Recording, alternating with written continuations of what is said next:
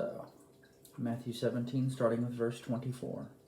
When they came to Capernaum, the collectors of the 2 drachma tax went up to Peter and said, "Does your teacher not pay the tax?" He said, "Yes." And when he came into the house, Jesus spoke to him first. Jesus, knowing what Peter was going to ask, saying, "What do you think, Simon?" Using the name Shimon from Shema, meaning heard. So in other words, the Lord already heard what was in Peter's heart and spirit and mind to ask to Jesus. "From whom do kings of the earth take toll or tax? From their sons or from others?" And when he said from others, Jesus said to him, "Then the sons are free. However, not to give offense to them, go to the sea and cast a hook and take the first fish that comes up. And when you open its mouth, you will find a shekel. Take that and give it to them for me and for yourself." So we have the situation where Jesus actually ended up commanding a fish to scoop up a coin and impale itself on Peter's hook. And we have a situation where Jesus did this so that he would not, as it says in verse 27, bring offense to others. Even with the religious leaders, Jesus would not give an unnecessary offense. There are times when we will need to put what we think is the truth on hold for the purposes of keeping an offense from somebody. And when really it's not an essential truth. There are times when we will need to put our secondary opinions or viewpoints or interpretations on hold so that the Lord can accomplish a bigger purpose. In this case, I imagine one of the Lord's bigger purposes was in transforming Peter's mind, was in attempting to reach Peter with something audacious and miraculous so Peter could develop this process of trusting in the Lord.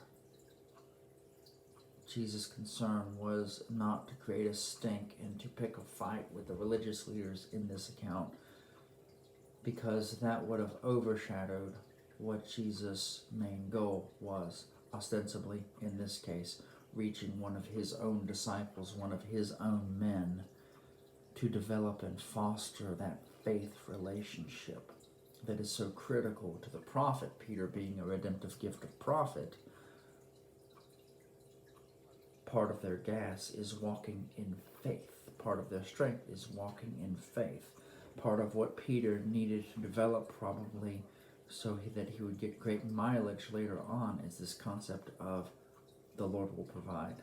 Same thing with the loaves and the fishes. The Lord will provide.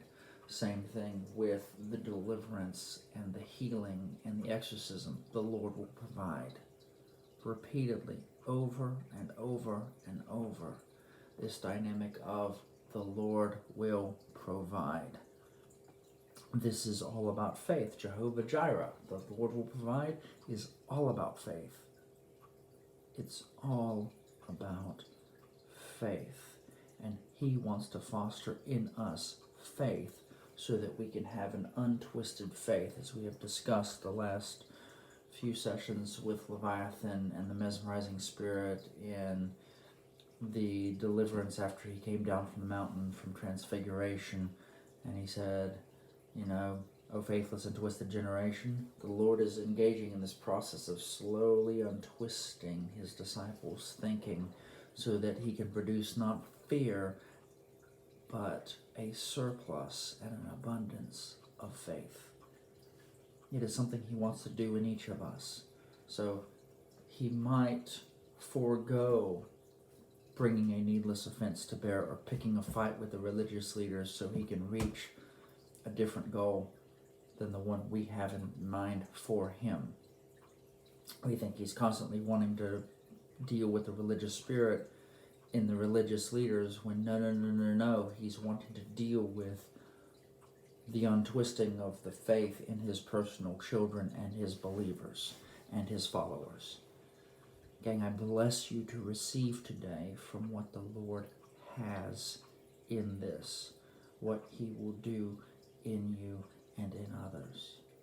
I bless you with skill to understand and to hear what the Lord, the everlasting God, Jehovah Jireh, wants to do in your life.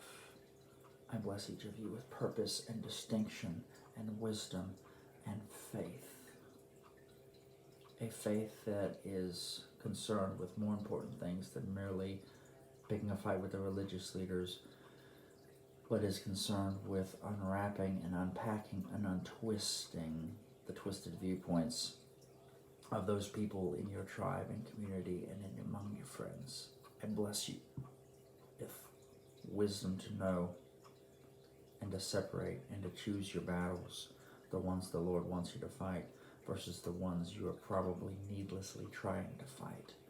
And bless you with this untwisting and this skill to see correctly. In the name of Yeshua HaMashiach. Amen. Be blessed, guys.